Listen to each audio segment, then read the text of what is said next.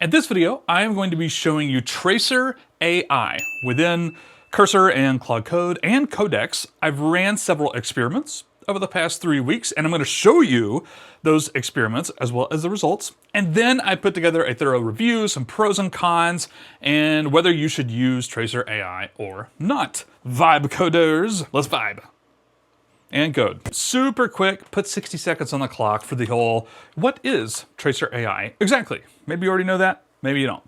Traycer is a planning and code review tool. It's its own AI agent, separate from Cursor, Codex, Claude Code, all the above.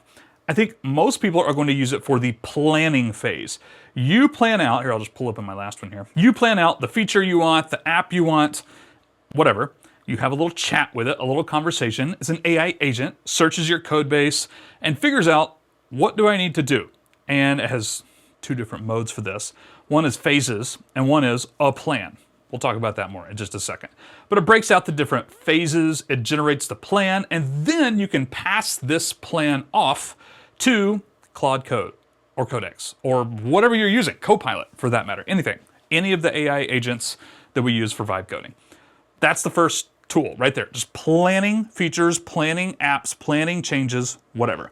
The second is actually called review. And they say it's like Grammarly, except for coding. It's not quite real time. I mean, it kind of is. You could generally kick it open by going to a file, right click, Traycer, and then whatever, analyze changes in this file and this workplace, etc. And it'll usually pop right up. I think maybe something happened right there.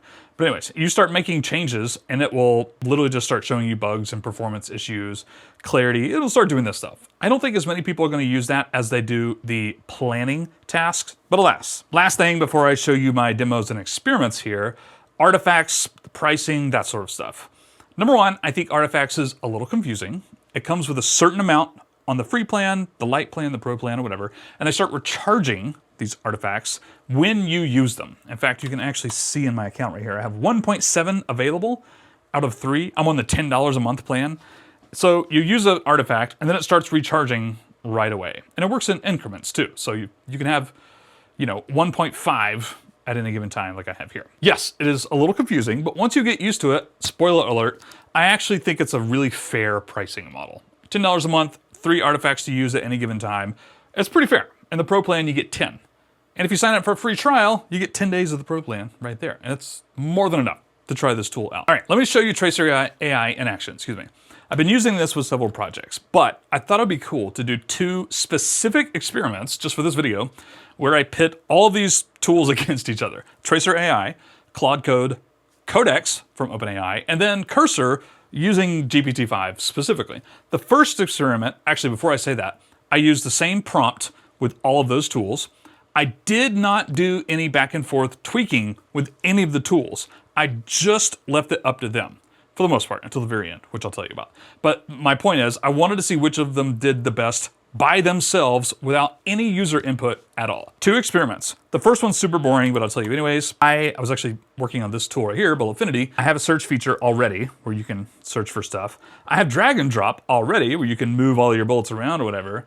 I wanted to create a move to, I guess you could say. Like I right click this bullet or I go to the settings and I have a move to, and then it has a search function which searches for a bullet you can move this one under or whatever. Okay, so it was a dead heat tie. Traycer I did first, it didn't work. But you could kind of see where I could do a little tweaking and I could probably figure it out, right? And then I did the same thing with the other tools, and all of them, they looked a little different. The UI was mostly the same, a little different, but none of them really worked. And in fact, most of them encountered some of the same problems, which leads me to believe it was probably like user error, right? Like I was probably doing something wrong and maybe these tools weren't the issue, but none of them one-shot it, so to speak. So, okay, let's ignore experiment number 1. Oh, I will say this, Traycer takes 10 times longer than any of these other tools. These other things, I did a Cursor in planning mode or ask mode, not the full-on agent, right? I turned this to GPT-5, I turned it to ask instead of agent, and that's how I did the plan, just like this. Codex, I did the plan there, I told it not to implement, I passed everything to Claude Code, and none of them worked, but all of these were literally within 3.5 minutes, and then Traycer took about 30 minutes. I'm not kidding, over 30 minutes. in order to create their phases and their plans or whatever. Experiment number 2 is much more interesting. I had an idea for a Cloudflare worker that would also utilize some cron jobs that would send out like an email funnel. Like you get 1 email a day for 7 days, like an email sequence. But I wanted to use resend, and I wanted to use Cloudflare workers to like make this happen, which would also use like durable objects or whatever they're calling it these days in Cloudflare, meaning I need to store this email subscriber's data just so these workers can use it and then whatever. That was the feature I wanted to implement here. So here's the thing. I did Traycer first, and it took 2 days just because of my recharge time. The artifacts go up really quickly. What happens is you run this in phases instead of plan, phases. It will kick out all of the different phases. I would say the minimum I've ever gotten was like 3. This one had 6. 1, 2, 3, 4, 5, 6. And within these, it's going to cost an artifact to generate the plan, and then you implement it using Claude Code or Codex or whatever you want. And then if you review that code, or analyze rather, what's it called? Verify. If you verify the changes, it's going to cost you another artifact.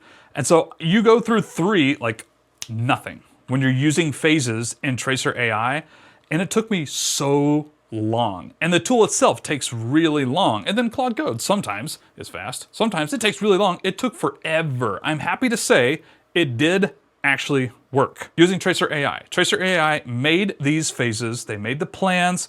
They verified all the things. I only verified critical and major stuff, as you can see right here. Like I verified these. I fixed with Claude Code, but any of the minor or outdated stuff, I just left in. I didn't really care that much. I just wanted to see if it would work. And again, I didn't go back and forth with the plan. I just let it execute the plan, which I wouldn't suggest. But this was just an experiment. So it took forever. It cost all the artifacts really quickly. And it was just kind of a pain to wait. I used Codex for this, and it one-shot it. Well, no, actually it didn't one-shot it. It messed up a little bit of the .env, the variables and stuff, which it's been a hot minute since I used Cloudflare. And so I actually had to like manually do that, figure that out myself. Not a big deal. I won't count against it. And in fact, Claude Code also did the same exact thing, but less than 10 minutes. And Claude Code was actually like 7 minutes. It was done. That includes both the planning mode, which I didn't go back and forth with. I just let it execute its own plan. 7 minutes later,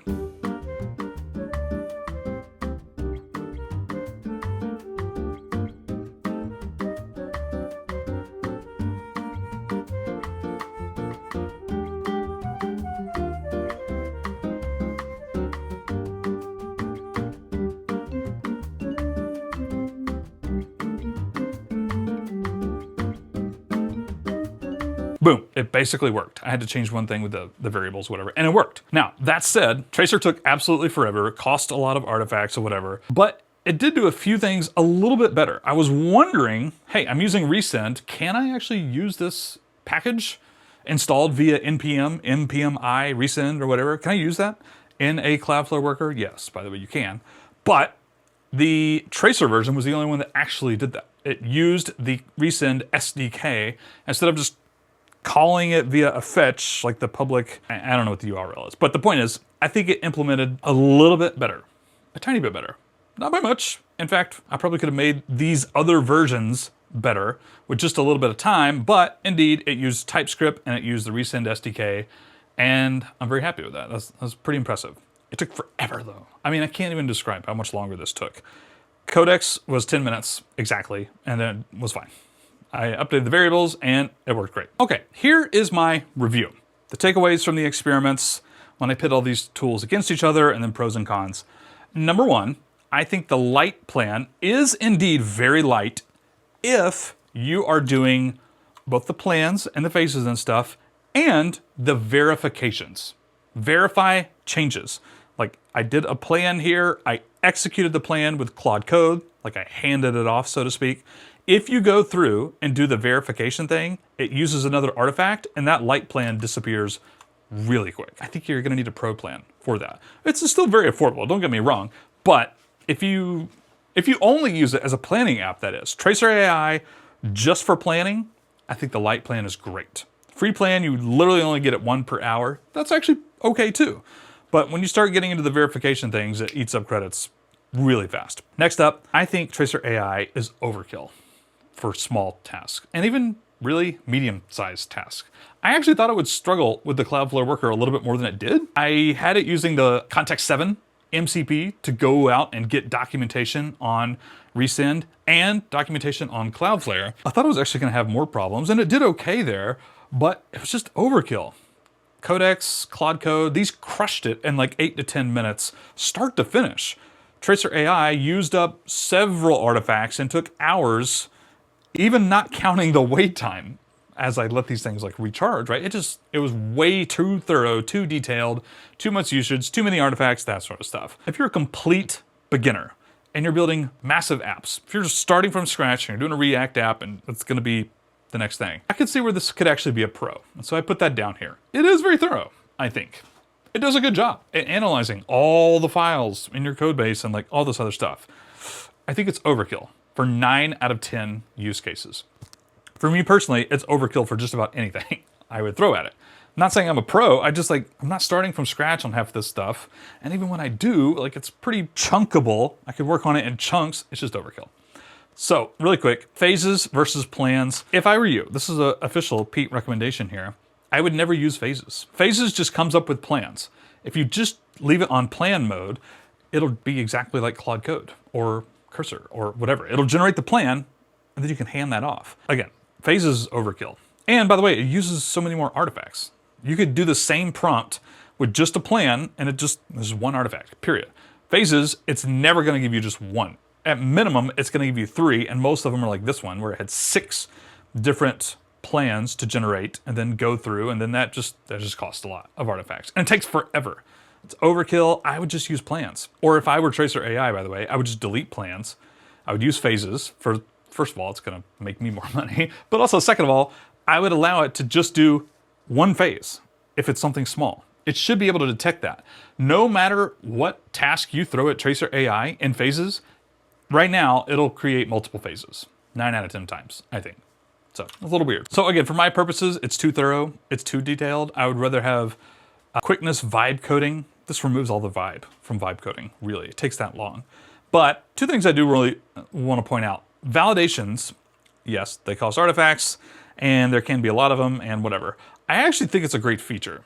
I think it's really cool. The review and the validations here, equally important or impressive, if not more impressive than the actual planning, I think, because Claude Code has planning. Claude Code does a little bit of testing too, but it's not the same. These like verify changes, it actually does a really cool job. I could actually see a world where I would use Traycer AI just for the review. These things finally popped up, by the way. Right now, it's a little too slow, it's a little too clunky, but I could definitely see this feature being like the go-to. Just have this tab open as you are coding, or as Claude Code is coding, for that matter, and then just let it like spot things in real time, and then you can be like, oh yeah, that's right, boom, fix it with Claude Code, fix it with Codex, boom. I could actually see that being a really cool part of people's workflow. It's not quite there yet. I do think that's really cool. I think it is actually going to be worth paying for. Not quite smooth and seamless and fast, but I think they're onto something. I think it's going to get better, and I think that's really cool. Pricing, even if you do the Pro plan, it's $20 a month or whatever, $25 a month if you're on the Pro plan. I still think that's really fair. In the long run, if you use all of the features, I think it's very fair. If you don't use all the features, like me, like I don't think I'm going to use the planning features very much, then I don't think it's quite worth it. There's my spoiler alert. All right, cons, official, these are the last thing. The UX is okay. It's a little clunky. I don't know. It's not always clear, like, okay, what am I looking at right here? Like this isn't highlighted. You can see, like, you go to task and review, nothing changes right here. It's hard to see what you're looking at. And then this functions, and once you get used to it, it's okay, but a full-on breadcrumbs might actually be a little bit more clear of what I'm looking at. And by the way, if you actually try and read everything it says in the conversation, you're just gonna be sitting here reading forever because it's just a ton.